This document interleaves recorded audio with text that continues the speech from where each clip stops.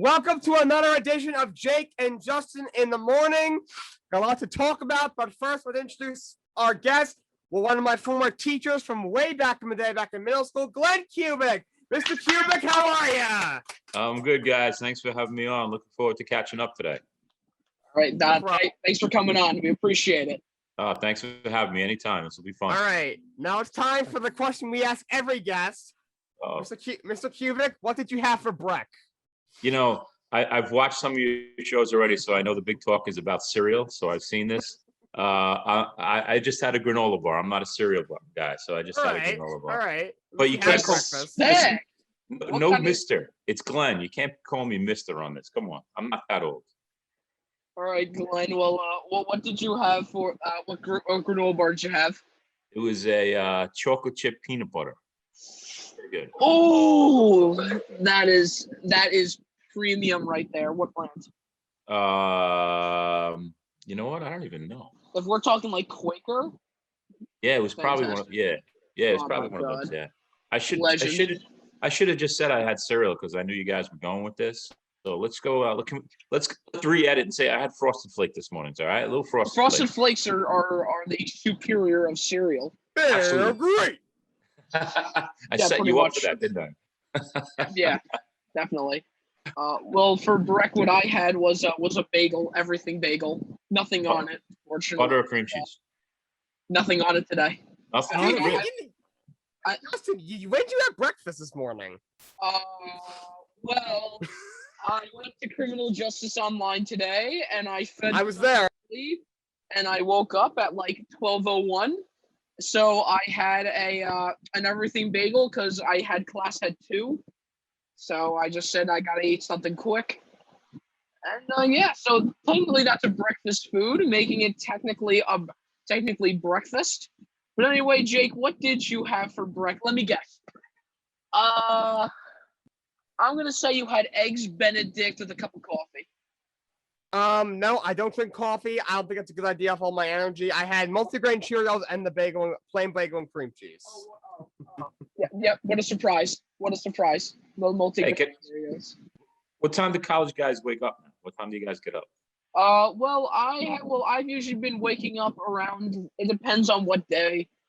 Usually on Wednesdays I get up at around 7 o'clock because I have an 8 a.m. class that I usually end up showing up late to. Yeah, he makes about 8:30 for that. Yeah, and then but usually I'll get up at like 8 o'clock in the morning on a few days, and then usually on weekends I'll get up at around 11 o'clock. All right, moving on. We got a lot to talk about today. Let's recap the first round of the NFL draft. The third round's going on right now. We'll probably recap that next segment. Let's talk about the first round. We had a lot that went on. There was a lot of interesting picks. Justin, what was the most surprising pick from the first round? Well, if you guys can't see right now, currently I put up our mock draft of the first round that we made last week. If you guys didn't watch that, what are you doing watching this one? Go back, watch the episode, watch last week's episode, and then come back here. It's on YouTube. It'll be on forever. But anyway, our picks are here.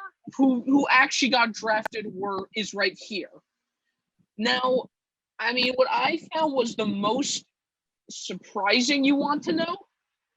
Is probably how high Trey Lance got picked.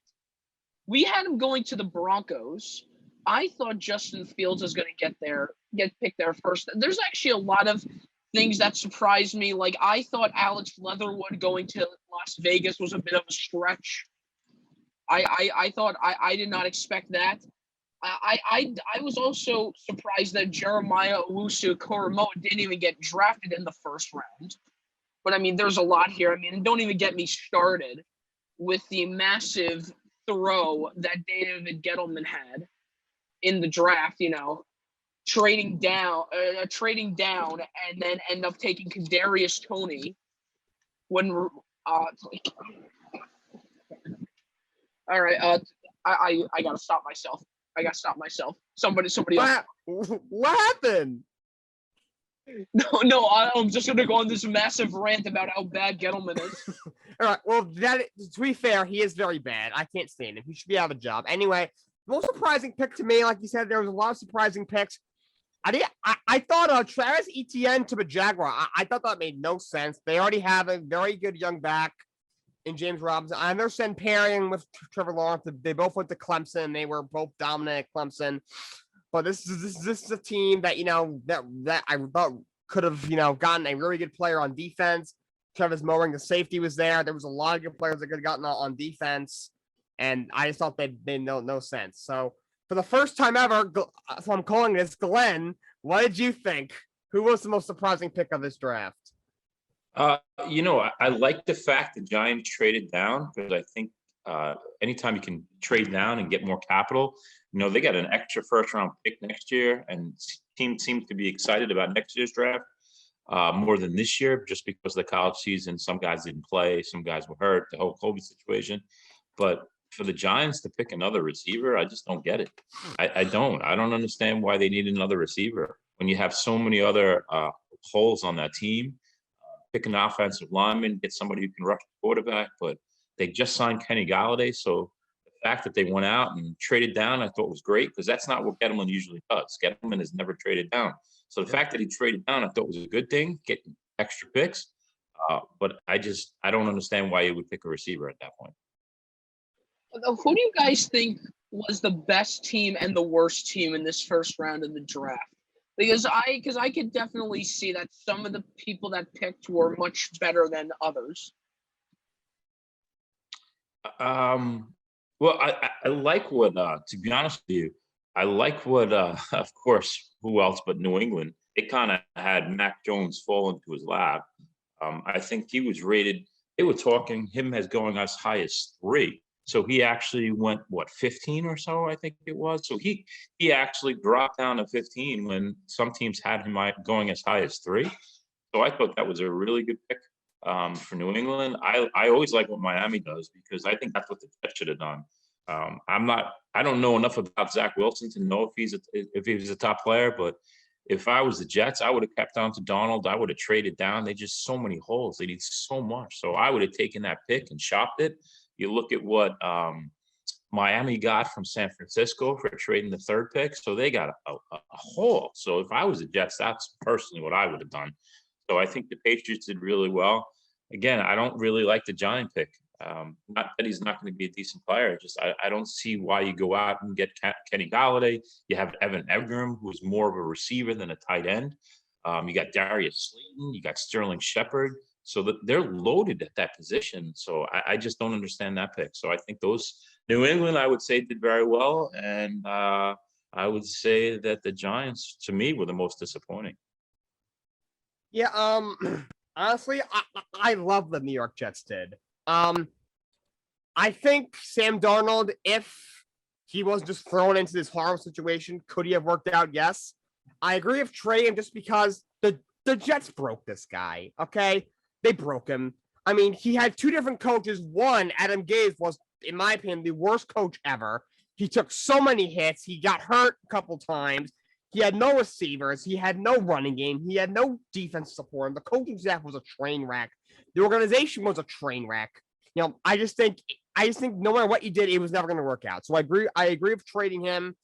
I thought Zach Wilson is honestly not that far off from Trevor Lawrence. I think he's going to be a superstar. So I do agree with them drafting him, and I think he's a perfect fit in their new system, in their new offense. And also, I really like the move to move up and get Elijah Vera Tucker. They give up 2 third-round picks for it. You would like to have a third rounder, especially for a team that has so many needs. But Elijah Vera Tucker is, I would say, he's the 3rd best offensive lineman in this draft behind the 2 tackles, Sewell and Slater. By far the best interior lineman. Offensive line has been a problem for the Jets for as long as I can remember.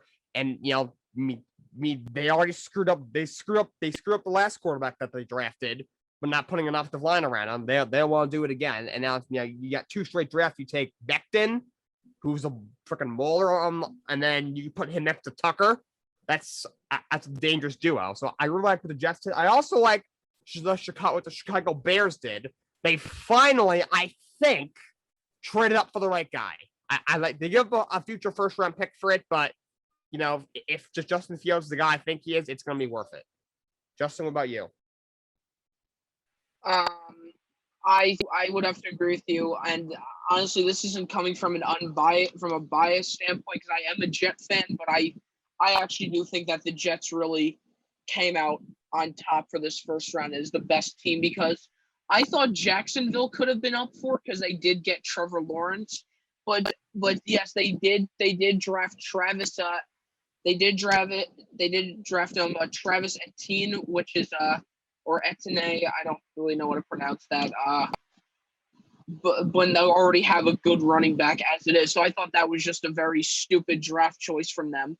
But there's so much that you need in the Jets. So getting a quarterback and Elijah Vera Tucker and a superstar quarterback for that matter, somebody who shows a lot of promise, a lot more promise in college, in my opinion, than Sam Darnold showed.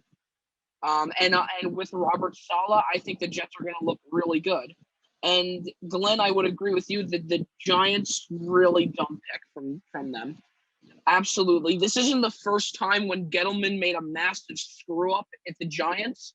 I mean, what was he thinking?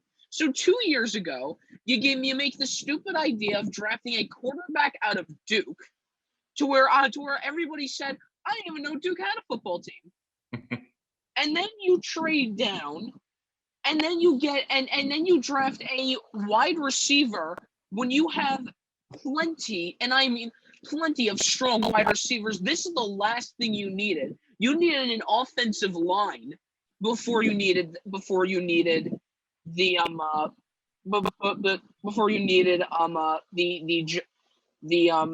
wide receiver. No, you could have even gotten like a tight end or something because guy knows that Evan Ingram's going to constantly drop passes.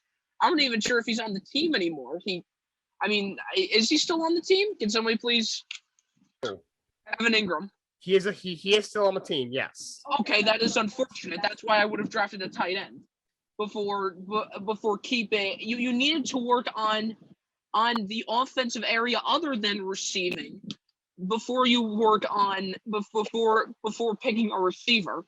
Absolutely horrendous pick by the Giants there. And by the way, before we continue on for this draft thing, can we just appreciate the fact that it took the Jaguars about 9 minutes to make the choice for Trevor Lawrence? Like, how long did you need to draft one of the biggest quarterback prospects in a very long time? Seriously. Yeah, I was thinking that too. What did you need? They took like the full 10 minutes. It's like you only had 9 months to figure this out. So I agree with you. And you mentioned, it was funny, Justin, you mentioned being biased as a Jet fan. I'm a Jet fan too. So I'm the opposite as biased because I have seen this team and it's hard for me to get excited about a quarterback because I got a few years on you. So I'm a couple of years older than both of you, probably combined. But anyway, that's a story for another day. I've seen this team draft quarterback after quarterback after quarterback and getting excited over quarterbacks. I just can't do it anymore. From Ken O'Brien, Browning Nagel, you guys have probably never heard of, but he was a second-round pick. His first game, he threw 5 touchdowns, and then he never did anything after that.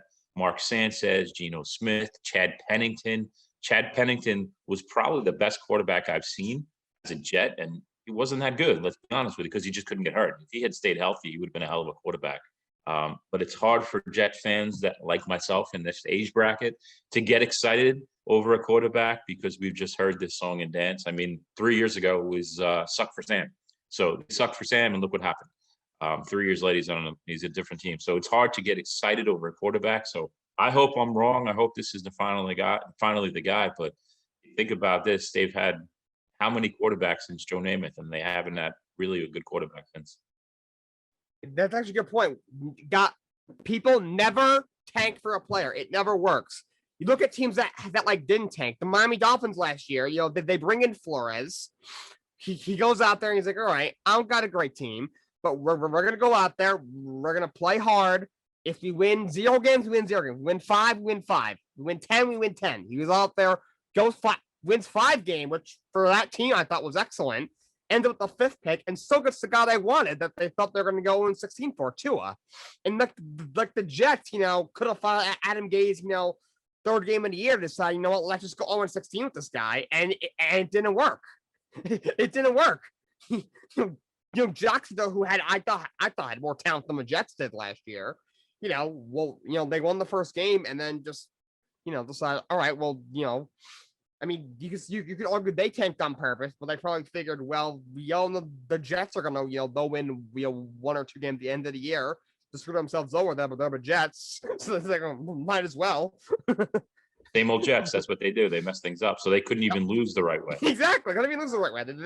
They lose to these, these terrible teams, and they beat the Rams, the best defensive league, and then the Browns, who almost went to the AFC Championship. And they should have beat the Raiders, but Greg Williams decided to throw. So, yeah.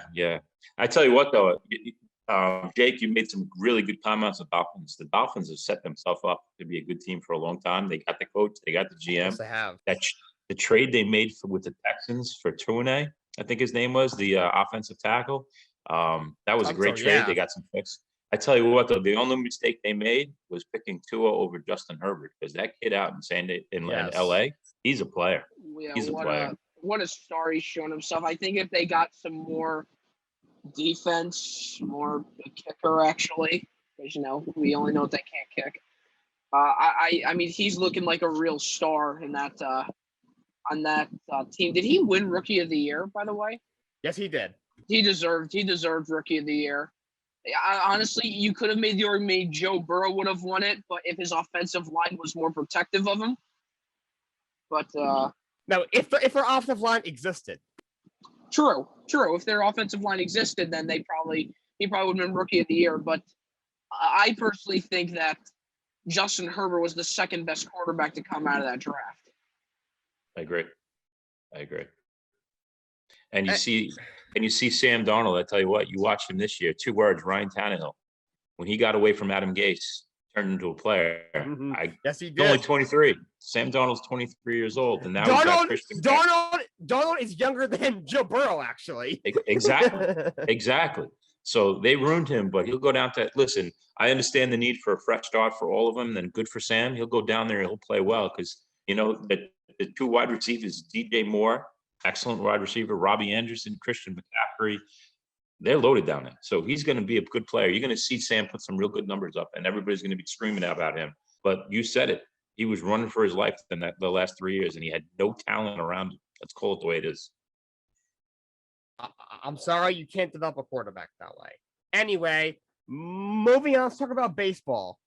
I mean, this one brings me joy. What on earth is going on with the New York Yankees? Justin, what on earth is going on with the so-called 27-time World Series champion New York Yankees? I mean, I'm not really sure. I just don't think I can get it together. They have the worst record in the AL East. Yeah, AL East. They just recently lost to the Orioles, of all teams. Seriously, I think that says enough. But one of the people I want to highlight is Giancarlo Stanton, where I like Giancarlo Stanton. I'm not a huge fan of him, but I like the guy. But he's just way too hit or miss, literally. It's either a home run or a strikeout for that guy. Or he pulls his hamstring and is out for 3 months. Yeah, exactly. But when he is playing, aka in probably the 10 of the 162 games that are in the year, he either hits a home run or goes on an 0-4 homestand. So I think he's one of the problems. I think the other problem is probably Aaron Boone, the manager. He's a real hothead. He'll scream at every little thing. I want to see the Yankees succeed. I like the Yankees. I like New York teams in general. So even if the Mets do well, I'll be happy with that as well. Because, they really don't play many teams except for the Phillies. Those are the only teams they play. You know what I'm talking about. But that's really all I can really know about the issues with the Yankees. I mean, I'm sure there's a lot more, but what do you guys think? Okay. There's a bunch of problems. Go ahead, There's a bunch of problems. They're not hitting. No one is hitting. G. Rochelle has hit decently. Everyone else is not hitting. Yankees are always bragging about, we got the best lineup in the league. No, you don't. No, you don't. No one in that lineup is hitting. I don't know what's going on. And honestly, the rotation behind Cole isn't that good. Kluber's washed. Tyone has not been the same since coming back. I mean, Domingo Armand, me personally, guy shouldn't even be in the league after what he did. He's not that good to begin with. And who else do they have? You know, Severino can't stay healthy. He won't be back for a while. The rotation behind Cole is not good at all. And the bullpen, outside of Chapman, they don't have much. Chad Green's pretty good, but Britton's hurt. And, you know, obviously they traded out Avina, which I thought made no sense. They got nothing for him, just to move his salary, which isn't even that much. You know, their team is not as good as people say it is, if you ask me. Also, I think the manager there, you ask me, he's a joke. He's a complete joke. It's laughable that he's there. The guy gets ejected like every single week. I mean, this team should not be 11-14. The Yankees get off to slow starts a lot, but this is out of control. He's got to go. Yeah, I think you said it, Jake. They get off the slow starts, and it's home run or bust with that team. You know, if they're not hitting home runs, they're not manufacturing runs, and that's the game today. They either home run or strikeout. So, you know, I think there's enough bad teams in the American League where they'll beat up on some of the teams as the year goes through, and they'll probably be close at the end. But it's always a good day when the Yankees are in last place. Yep, worst fans in all of baseball. Maybe the second worst fans of sports, next to the Dallas Cowboys. And yes, you're right. It's great. It's great when they suffer, and you're right. They'll probably win the division. Yankees will be like, don't worry, they're off the slow starts. They'll still win 100 games. It doesn't matter if they win 100 games. For the Yankees, when they're not winning championships, that's not good. If the Mets were 11-14, no one would care. It's 20. They're like 25 games in. Those are the Mets. The Yankees, this team either wins World Series or they're considered a disappointment. It's like the Brooklyn Nets of basketball. That's when they don't win the championship. They'll have a worse season than the Knicks if the Knicks lose in the first round. So, something has to change here. They got, at this point, they'll probably win 90 games, 95 games, but they won't get out of. They'll be lucky if they get to the second round at this point. They do not have nearly enough pitching. I don't think they have confidence in the manager, and they're not even hitting that much. Anyway, moving on.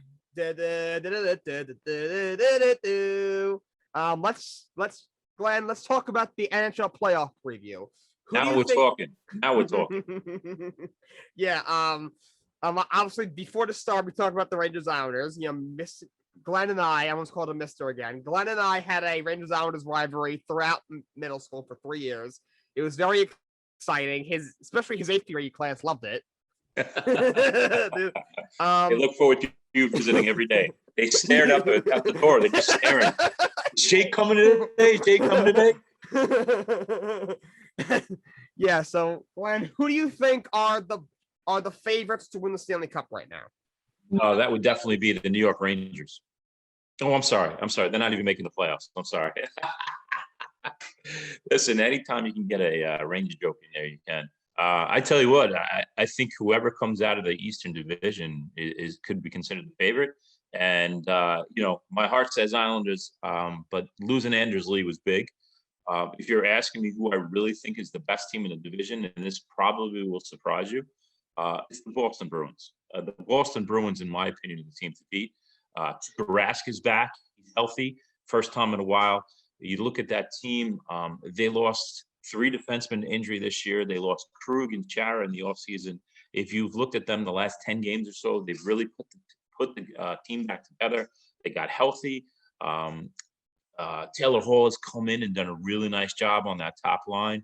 On that power play, they gave him a second option besides Pasternak and Bergeron and Marchand. So they've got the experience. They've been there before. So, as an Islander fan, I'm hoping the Islanders don't end up finishing where they have to play the Bruins in the first round. It's looking like if the Bruins do finish in the first or fourth section, and it's really top to bottom. I mean, there's a difference of 6 points between first and fourth place right now. So anybody could finish anywhere. But the Bruins scare me. I think they're the team to watch in the East. I really do. Yeah, that's a good point because, last season they're one of the best defensive teams in hockey. He said it. They lose Krug, who's next to him. They lose Chara, who's still a good defender. He was there forever. By the way, one of the players the Islanders traded when he was young. One of the many mistakes that Mike Milbury made.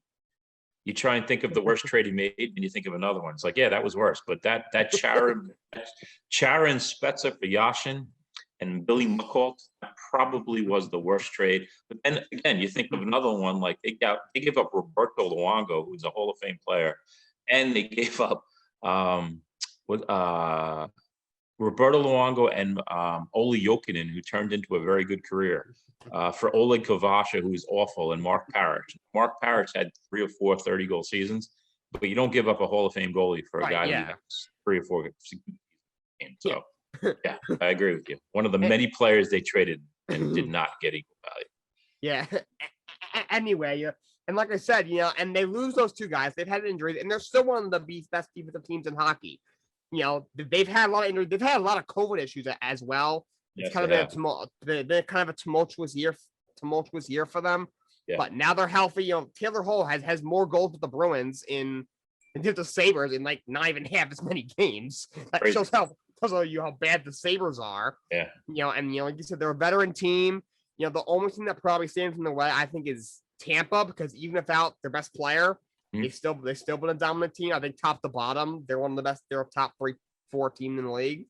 Yeah. And if they get to the Cup, going to the Western Conference side of thing, I think the top 2 teams in the West are pretty clear. I think it's Vegas and Colorado. Vegas is 9-10 in a row. Yeah. I don't know how. They've been so good after. They've been in the league for so little.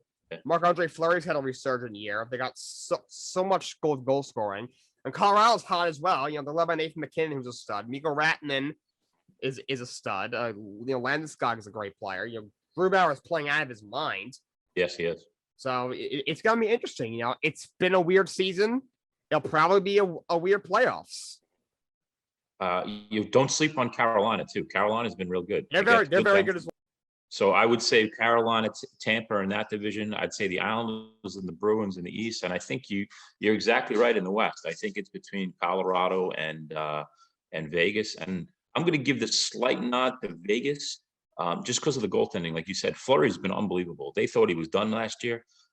But if, something, you really need 2 goalies now to win, because you're going to be playing back-to-back. You're going to be playing all these games in a short period of time. So they got, they back it up with Leonard. So you got Fleury and Leonard, who has had the last 2 years since he was an Islander, he's turned his career around. So I think that's where it pushes them over the edge, just because of their goaltending. Yeah, they got Leonard, and the Fleury was done. They were considering trading him. Fleury had to come out and say, I don't want to be traded. They gave Leonard, I think, a 5-year deal, and Fleury's, I think Leonard was starving. He got hurt, and Fleury was forced in, and he might win the Vezina. Agreed. Can I show you my jersey, Jake? Yes, you can. I want to see this. So Jake knows that. As a big Islander fan, I used to wear this at school all the time, and it says 94 Fluke. That's the one I thought you were referring to earlier. Yeah, well, you can see this has got some age to it, and that's how long ago the Rangers Stanley Cup was. It was, well, the Islanders was 10 years before that. Yeah, but they won 4 in a row, so that trumps. So anyway, this was the PG version. It says Fluke 94 on it, but then the front is my favorite part, and it says Rangers suck. I couldn't really wear this in middle school, but now that Jake, you're in college, this is the one that I really enjoy wearing. That says Rangers. For some reason, I thought I was going to say something worse. I'm sorry to disappoint you. Next time you have me on, I'll get a third jersey. All right, I'll try and surprise you. I thought I was going to say something like a curse word or something, because you said that you couldn't wear it, and I mean, makes sense. Middle school, they're very strict with those things. Well, I tell you what, Jake, if you send me an email with some ideas, the next time you guys have me on, I'll have all right? Okay, I'll brainstorm. And Justin, get in on that because you're a Devil fan, so I'm sure you don't like the Rangers. And moving on. All right, Justin, let's talk about the Warriors, Wolves, and Rockets Bucks games. All right. Pain. It hurts. It hurts to hear this. Because in case you guys don't know, the Timberwolves beat the Warriors and the Rockets beat the Bucks. Let's start off with the Warriors-Wolves game, a game to where the Warriors really needed to win this, and they lost. And I just think the stakes were so high for that game, and for you to lose to the Timberwolves especially when Steph Curry did so well. He had like 37 points in 37 minutes, just 1 point a minute. That's insane. That's only something Curry could do. If he really wanted, he could probably drop 50 with one hand tied behind his back. But you know what also is really funny about this, Jake? Remember 2 weeks ago before our mock draft when we asked the question, why do the Timberwolves suck? And now all of a sudden they're on a 4-game win streak. They probably all gathered into the locker room. They're like, guys, Jake and Justin in the morning just said that we suck. And then Karl-Anthony Towns is like, well, we got to shape up. And now they're on a 4-game win streak beating Steph Curry. Timberwolves, you're welcome. Yes, you are very welcome, Timberwolves, for the carry. We want our MVP trophies right now. Thank you. And season tickets to the Target Center. Thank you. And then for the Rockets-Bucks game, I like the Rockets. I'll tell you that. I'm not a Rockets fan per se. I do like the team though. Every Houston team is a dumpster fire. We can all agree on that. And I thought that with losing James Harden, they were going to lose to a lot of big players, big teams, and maybe beat some small teams like maybe the Wizards or the Timberwolves even. But the Bucks, you guys, Kevin Porter Jr. had a 50-point double-double, which is amazing. And I know Giannis was out, but still, you cannot lose. You are third in the East, Bucks. You are always this close to clinching the playoffs. You're this close, and you lose to the Rockets at this point. Do that at the beginning of the season. Don't do that now. I like to see the Rockets. I'm not a fan of the Bucks by any means, but I just find that to be really, really funny. Yes, that was very funny. All right, now on our next topic, Aaron Rodgers. He's a little ticked off right now. He's not a happy camper. So, Glenn, let me start with you. All right, do you think Aaron Rodgers has a right to be pissed off at the Green Bay Packers? You know what? They've paid him a lot of money. He's played very well for them. But at some point, you're the quarterback. You do what the team says. Does he have a right? No. But this is the typical athlete in 2021 where it's all about him. And, I understand that he was upset that they picked Jordan Love last year, but he's got to remember they did the same thing with Brett Favre. They picked Aaron Rodgers when Brett Favre was playing. So, you know what? I think some of these guys just get a little bit too emotional and sensitive. And, the NFL, as a team like the Jets, who have never had a quarterback, you look at the Packers, they went from Favre right to Rodgers. So they don't know what it's like not to have a quarterback, where the Jets have no idea what it's like to have a quarterback. That's what you have to do. That's why they're a winning team. They're preparing for the next generation. So if they think Jordan Love is the guy, that's great. But in the meantime, you got a contract. You have no leverage. You just got to shut up and play, man. Okay. Aaron Rodgers is 1-4 in the NFC Championship. The man's 1-4. Have they all been his fault? No. Yeah, you have the one against the Seahawks where the guy dropped the onside kick. That wasn't on him. But this past year, was it all on him? No. Matt LaFleur's decision to kick the field goal was atrocious. But also, on that 3rd and goal play, that was a terrible pass. He could have ran that in for a touchdown. And also the year before, he played horrible against the 49ers. I mean, the defense couldn't stop Raheem Mostert for their life depended on it.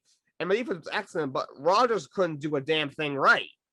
And yes, the Packers have never drafted him any weapons. They've drafted, like, I think I saw stats, like 11 defensive players, 2 offensive linemen, and Jordan Love in the first round. They've never drafted the receiver, running back, tight end. But they've paid, you're right, they've paid him a lot of money. And he's complaining that, they don't go out and sign some guys because they don't have the money to, because he's eating up their cap. Now, if he would have agreed to a contract restructure, I mean, the guy's getting paid $33.5 million a year for the next 3 years, and he wants an extension. Also, he's 37. It's not like he's 25. He's Mahomes' age. He's 37 years old. He's got 3 years left. He'll be 40 at the end of his deal. They're not going to tack on another 4 years. And, not everyone can be Tom Brady. If anyone could be like Brady and play till they're 45, is it Rodgers? Probably. But we don't know that. By the time he's 40, he could be starting to get washed up. We don't know. And say what you want about Tom Brady. And listen, he's the greatest quarterback of all time. I think he's cemented that this year. Tom Brady has always taken less money. So the Patriots get players. So that's one thing. So Aaron Rodgers can't have it both ways. You can't get every dollar and then say that they don't bring anybody else in. Second of all, he's got Aaron Jones. They just re-signed him. Aaron Jones is a top back in the league, and he's got Devontae Adams. So they don't have enough weapons. Listen, you got a top 10 wide receiver. You got a top 50 running back. Aaron Rodgers. I think how many teams would kill for one of those guys? You got them both. And you got tight ends that catch the ball. Come on, man. I mean, could they use another receiver? I think they could to spread out the field. But, Aaron Rodgers, like, you're right. Come on, man. You can't complain that, you guys need to spend money to bring in a receiver. Or, they lost Lindsley, bring in a center, bring in a defensive player. When, it's either, make them pay you and just expect, all right, they're not going to be able to bring in as many guys. I'll have to carry a little more, or take less. And then, yes, now it's on the Packers to bring in more players, but now they have the ability to do so because you took less money. Justin, what do you think about the Aaron Rodgers situation? Well, when I think about the Aaron Rodgers situation, I know that this is a different sport, but you can kind of think about it similar to the James Harden situation with the Rockets, to where, like, he's constantly getting all these great players like Chris Paul, Russell Westbrook, even Dwight Howard. He was pretty good on there, and I don't like Dwight Howard at all. But it's almost like he just, like, everything went to him at the snap of his fingers. They gave everything to him. And at the end of the day, you need to ask yourself, am I the problem? Because like James Harden requested a trade when in reality he himself was kind of the problem as well. Because look at all of the people you got, and look at how many times you didn't win a championship with that. So but as for the Aaron Rodgers situation, he's kind of acting like a bit of a prima donna. Very self-centered, very immature in my opinion, because as Glenn did say, you do have some great weapons on that team. What more could you possibly want? And you're right, he is 37 years old, and there are definitely a lot of players out there who are definitely looking for a franchise quarterback. Broncos, but I just think that I just think that I don't think he's getting traded anytime soon because they're not going to get rid of Aaron Rodgers. Are you kidding me? Yeah, sure. They drafted Jordan Love, but if Jordan Love, but Jordan Love's not going to play anytime soon. I think Aaron Rodgers is going to end up staying there. I think this is just kind of a one and done deal. Maybe after going on Jeopardy and that guy who were on the final Jeopardy who wanted to kick that field goal, he's probably still holding a grudge on that. I think this is temporary, in my opinion, because he's acting very ridiculous.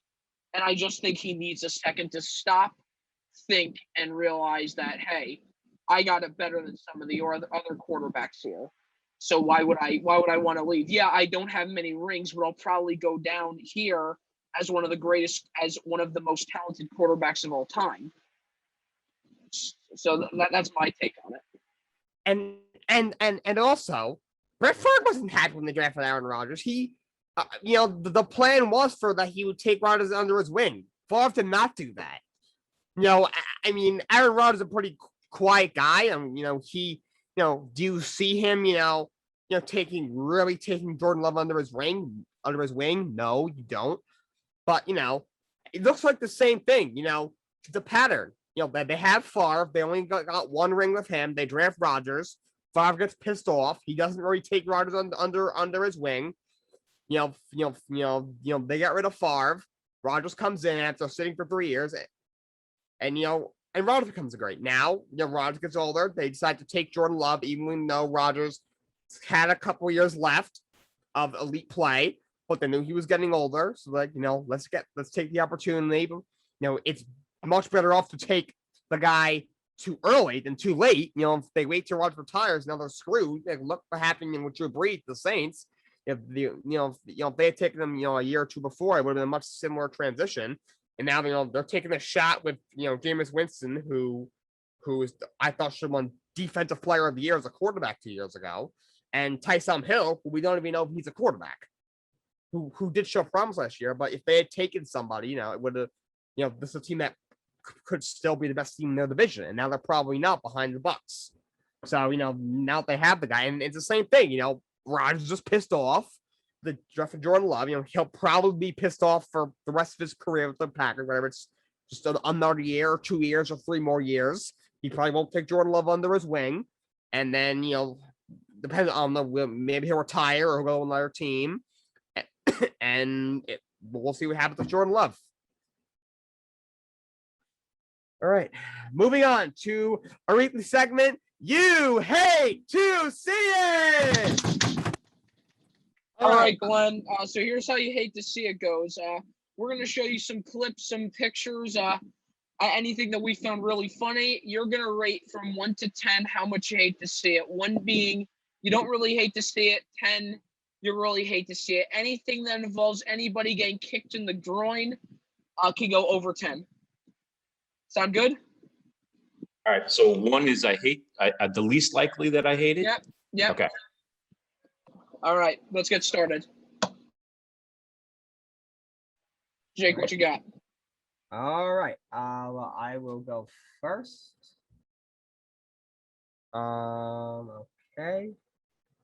Let's start with this thing's in my way, the Zoom thing. Okay. So the Bears have finally found their franchise quarterback after basically for the first time ever. I mean, Jim McMahon was good, but he wasn't great. I mean, Sid Luckman, you consider he was great, but that was years and years ago. Though Jay Cutler, he wasn't very good. They traded up to get Mitch Trubisky over Patrick Mahomes and Deshaun Watson. They finally traded up and get Justin Fields, who I thought is extremely NFL ready, and they assured that Andy Dalton is gonna start over Justin Fields. Andy Dalton, who's an average quarterback at best, with pieces around him, and he doesn't really have pieces around him in Chicago. He's got Allen Robinson. He's got David Montgomery. The line there sucks. I think Nagy's not going to last the season. And they're going to start Dalton over Fields. Justin, how much do you hate to see it? My heart can't handle this much pain. I'm giving this a 9. I'm giving this a 9. The only reason why it's not a 10 is because it would just be really funny if, like, imagine if Mitch Trubisky was still there and they drafted Justin Fields, we're still going to start Mitch Trubisky. If that was that, I'd give it a 10. But yeah, I mean, Andy Dalton did not look impressive at all when he played for the Cowboys after Dak Prescott broke his ankle, or excuse me, as Tony Romo said, cramped his ankle. But yeah, Justin Fields is. I think Justin Fields should be the franchise quarterback of that team, and the fact that Andy Dalton is going to start at quarterback just shows that the Bears are going to go to try to make him possibly the franchise quarterback for the Bears. And you have Justin Fields up there, who was at one point one of the top 2 draft prospects. Not even top 3, he was top 2. Like, I mean, I could even say, come on, man, on this one. 9 out of 10. I hate to say it. Glenn? I'm going to go with a 6. And the reason that is I'm going to say that by week 6, Andy Dalton will be on the bench where he belongs. Andy Dalton is not going to. Anybody, like you said, Justin, if you saw Andy Dalton play last year with the Cowboys had all these weapons. You look at it, Ezekiel Elliott, you look at the receivers they have, Cooper, CeeDee Lamb, and Andy Dalton looked like he was 2 years old. I'm going to give it a 6 because I say by week 6, Justin Fields will be playing in Chicago. I'm going to give it a 3 because I think Justin Fields will be in by week 3 in Chicago. I can care less about the Bears. The Bears are a train wreck right now. They've been a train wreck for a while. You know, the only year they won the Super Bowl was 1985, and that's because they had the greatest defense of all time. And I say the Bears. The Bears. So I'll say by a 3 because I think by week 3, Andy Dalton will be on the bench in the end for the rest of his career. He'll be a backup. Okay. This next one, I have no idea what to say. Tim Tebow is always in the news for something, whether it's for his terrible playing career. He was on the Florida Gators team that had like 40 different criminals on that team. Whether it was for him playing minor league baseball for the Mets where he hit 160 in Double-A. The Jacksonville Jaguars worked him out as a tight end. The guy hasn't played baseball in like 4 years. I mean, football in 4 years. And you're working him out at a completely different position. Justin, how much do you hate to see it? I'm going to give it a 2. I really don't hate to see it. Here's the thing. I actually like Tim Tebow. He's not a great player. I just like the guy. He has the same birthday as me, August 14th. I had a Tim Tebow jersey and he's on the Jets. I'm not as high on him as Skip Bayless was, because he really wasn't a good quarterback. But in my opinion, this is what he should have been since day one when he got into the NFL. This is exactly what he should have played. Everybody said that. Everybody thought that he would have made a better living as a receiver or even a tight end than a quarterback. So to see him come back this time as a tight end, which is something that, once again, is my opinion, should have been what he was before, I really don't hate to see that, because who knows? Yes, you're right, he hasn't played for a while, but he could potentially be really, really good. You never know. Glenn? Justin, what number did Tebow wear? Was he 12? I forgot. It's been such a long time. I think 15. I think it was 15, yeah. 15? Okay. On my hate to see it, I really hate to see this. I'm going to give it a 15 because I am so sick of hearing about Tim. The guy is not a football player. The guy is not a baseball player. Why are we still talking about Tim Tebow? He's been out of the league for 4 years. He should go up to Canada and play in the Canadian Football League. Like, I don't understand what the media's obsession with Tim Tebow is. He's not a baseball player. Now, granted, he wasn't a baseball player and hit 180. That's pretty good. You're not a baseball player. You can hit 180. That's really good. But we're talking about professional baseball, professional football. He's not either. I'm sorry. And I'd give it 15 because I'm just tired of hearing about this guy. I really am. Go be on the TV broadcast. Go play in the Canadian Football League. I just don't think he's good enough. I'm gonna give it a 10. I cannot stand Tim Tebow. I think he's an arrogant goofball. I think he needs to stop playing sports. I think he needs to go be an announcer or a housewife or a house dad or a house husband or something. Just he needs to get out of athletics. He's not a good athlete. He can't throw the ball past 5 yards. He's a good runner, but if you're a good runner, why are you playing quarterback? He can't jump. He's slow. He's got good muscles, but he's got a good build. But other than that, he's got nothing. I think he's a complete bum. I do not like this guy. I'm tired of hearing, man. 10 out of 10. Tim Tebow, go off the grid to Australia or something. I don't want to hear about you anymore. Just get out of my life. I have a quick question, guys. So I told you guys I have the same birthday as Tim Tebow, but I also have the same birthday as Magic Johnson. Which one should I flex more? Magic Johnson. Do not tell me you have the same birthday as Tim Tebow, Justin. Please don't. Also, come on, Magic Johnson's an all-time great. Come on, man. All right, moving on. Maybe Tebow should try basketball. Just saying. Nick, on to the next one. And might as well. He's going through all the sports. I bet you he'll go 1 for 8 in the G League and then retire after 2 years. That's my prediction. Moving on. This one got me a little scared about the well-being of the individual and the possible future well-beings of other individuals. So the head coach of the 49ers, Kyle Shanahan, prior to the first round, we all know they were taking a quarterback. We didn't know which one. Of course, they ended up taking Trey Lance. We didn't know who, but we knew they were taking a quarterback. They asked him, so Kyle, will Jimmy Garoppolo be on the 49ers roster on Sunday, which is the last day of the NFL draft? So he responded with,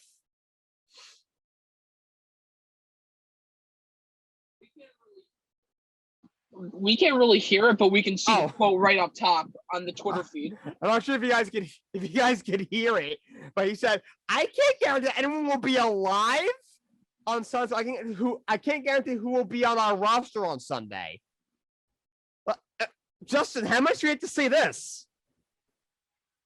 10 out of 10. I hate to see it. There are just some people who speak with poor choice of words. That's human nature. I don't even know what you call this in the area of poor choice of words. I can't guarantee that anyone will be alive, that anybody in the world will be alive on Sunday. That just makes me concerned. What are we looking at? Anybody in the world will be alive? It's just very difficult to fathom because, what are you, like Kyle Shanahan, my question is, what are you planning? That's my real question for saying that nobody's anyone in the world will be alive Sunday. I want to see him in a press conference really try to justify what he meant by this, because to me he sounds like an absolute nut job. 10 out of 10. I hate to say it. Ryan, what about you? Justin, I agree with you 100%. 10 out of 10. How about a little sensitivity in this world? We're still in COVID. How many people have lost their lives in the last year because of COVID? And he's bringing up being alive by 48 hours. I don't get it. Hate to see it. 10 out of 10. Justin, couldn't agree more. I agree with both of you. 10 out of 10. There's some very sensitive people out there that can't stay. That there's some people that if you don't agree with their political view, they want to write you off as this complete scumbag. They want to cancel you. They want you in prison. And this guy's basically threatening the entire world. Guy, you can't be doing this. Get out of here. 10 out of 10. Kyle Shanahan, you are a delusional human being. That's all I have. Justin, do you have any hate to see it content? So I have content. I thought so. I'll stop sharing. What is this amateur hour on Jake and Justin in the morning? Let's get started. So first things first, you guys know me a little bit more. I love esports. I'm a big fan of the Overwatch League. This has nothing to do with the league itself and more has to do with the player. This is Dante Cruz from the Houston Outlaws. And the thing, you hate to see it part, has to do with the fact that he left a game early to have emergency surgery for testicular torsion, meaning that his family jewels basically twisted inside of him, and he had to get emergency surgery for it. How much do you hate to see it? Glenn, we'll start with you. I'm in pain just thinking about that. What's the highest number that anybody's ever given on the show? I've given a 3.7 billion. All right, double that. Just from, it pains me just to think about that. So we're going to double that number. And if anybody so about after 8 me, billion. About 8 billion. Yeah, and if anybody comes on one of your future shows and gives it a higher number, then I'm going to ask you to double that because I don't know who this guy is, but I just hate to say it. Mr. Kubik, as a math teacher, do you know what that number is?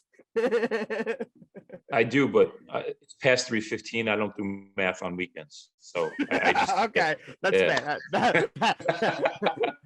That's fair. I'm going to give this an 86,389. His tater tots were like overgrowing or something. They're like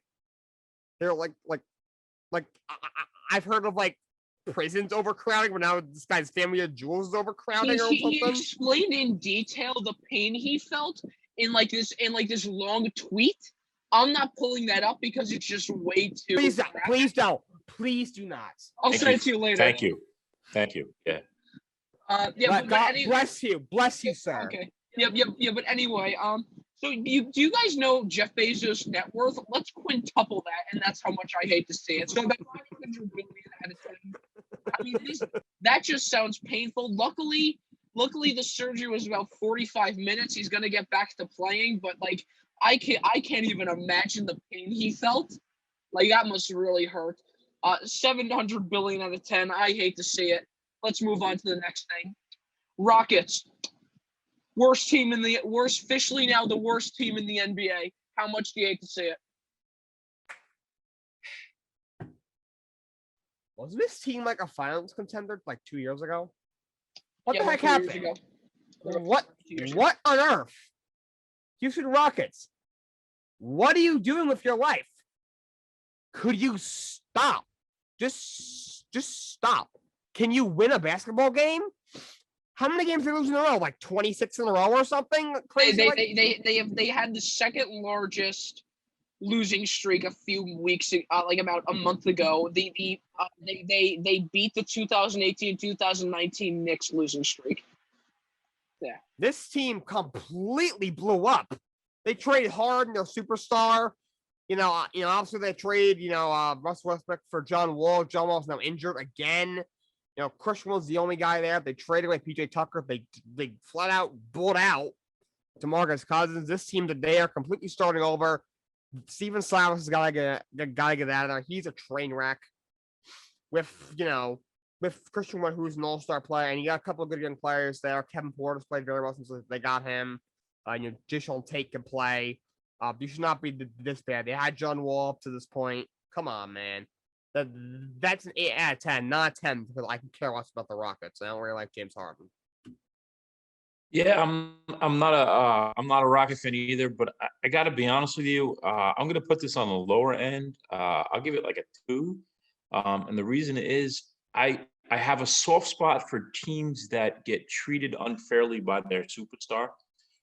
You look at when my former captain, and Jake, I won't mention him by name, when he left to go up north, the Islanders got better. Excuse me. Yeah, that's the guy. By the way, he hasn't won a playoff series since he left. And to be fair, he is on the Maple Leafs. To be fair, I mean, exactly. I knew we can finally agree on something in hockey. So, when Bryce Harper left the Nationals, I was kind of rooting for the Nationals for that reason.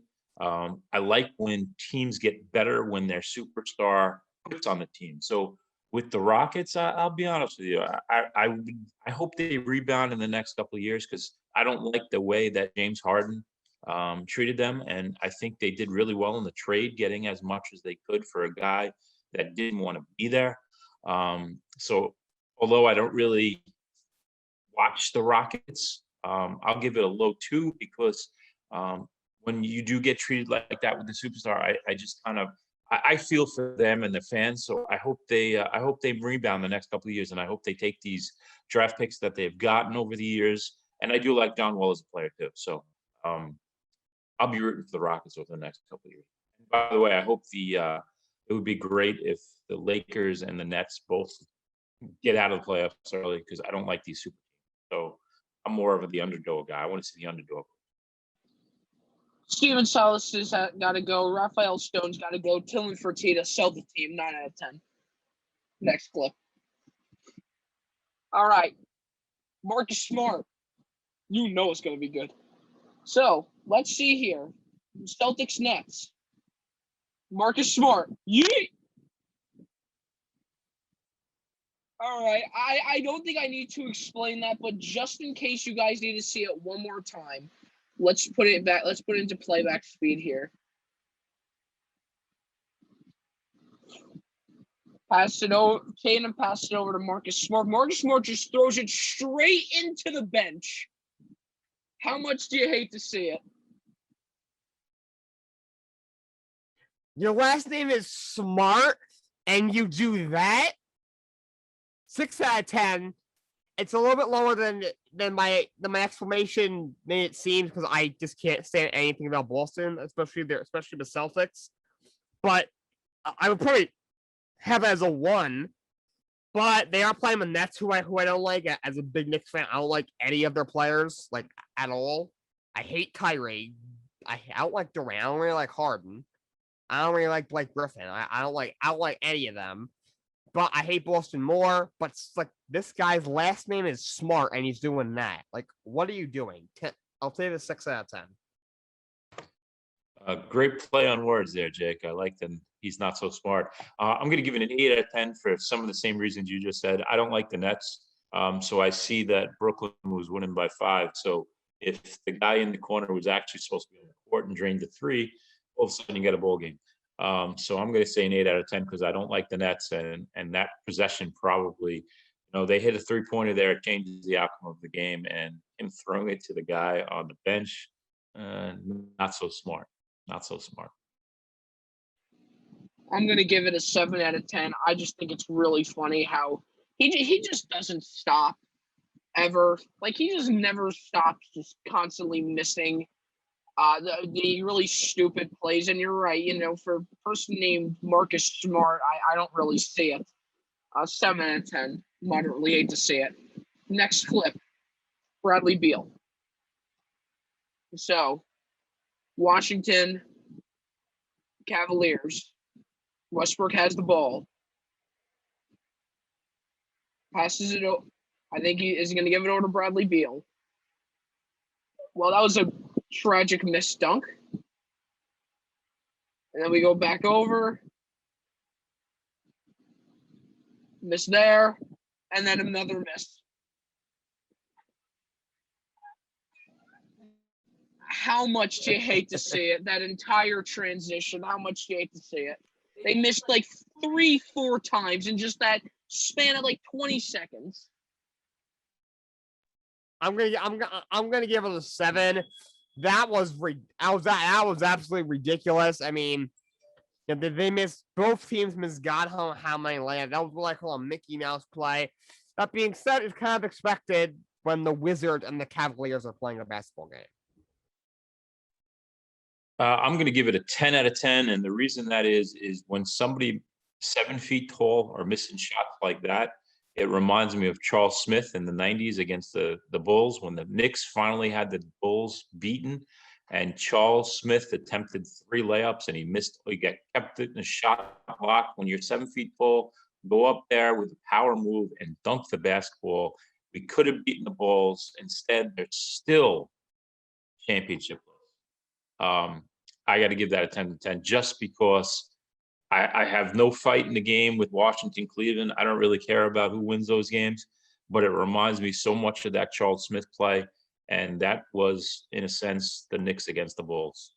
The Knicks never beat the Bulls. So got to give that a 10 out of 10. Yeah, I give it a 10 out of 10. I really hate to see that. Just like with the Wizards just can't get it together. And I mean, they slowly are. They're now potentially going to be in play-ins. But just watch them miss 3 layups in a row. That's just terrible, especially with the talent of Bradley Beal. Like, you got to make those. Next clip, but first a quick preamble. You guys remember at the beginning of You Hate to See It where there was somebody who had a groin issue from a Texas team? We remember that, right? Well, guess what? It comes full circle, but this time in Dallas. So, let's watch. Oh!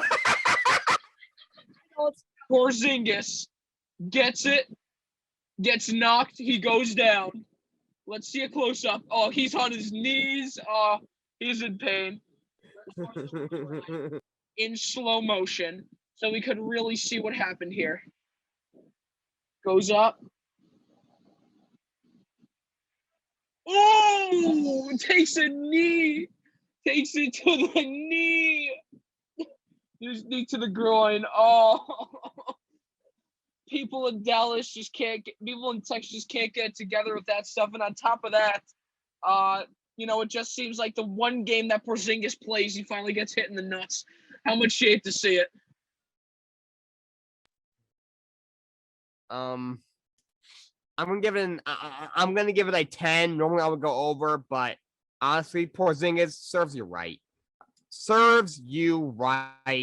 For what you did to the Knicks. I mean, I don't understand what the Knicks did to you. I really don't understand. It serves you right, but still, he did get hit in the balls, which is, as males, we know that's the worst. 10 out of 10, it will be higher, but I think Porzingis he's a complete traitor and a complete imbecile. So that's why it's only a 10 instead of a lot more than 10. Yeah, I'm going to agree with you, Jake. You talk about Aaron Rodgers being a prima donna and trying to tell the team and the organization how to build a team. Porzingis did the same thing, and he did nothing with the Knicks. I mean, he was injured more than he played. You never want to see a guy getting injured. So I was hoping when I first saw this clip and you played that he didn't tore an ACL or an ankle or things like this. So at least this is something you can recover from, because you don't really want to see anybody get hurt. But with that being said, 10 out of 10, Porzingis, just for how disrespectful you were to the Knicks and their franchise. I don't like seeing anybody get kicked in the groin, even though they even though they were a trader. I don't like seeing anybody get kicked in the groin. 6.4 quadrillion out of 10. Hate to see it. And next up is Jake and Justin's Athlete of the Week. Jake, who's your Athlete of the Week? My Athlete of the Week is Zach Wilson. Zach, come on, man. Jets have been waiting for a franchise quarterback for what seems like 50 years, and it's probably not that far off that number. Come on, be the guy. I think you're the guy. You're a great quarterback, and you could do it. Come on, Zach. You're my Athlete of the Week. All right.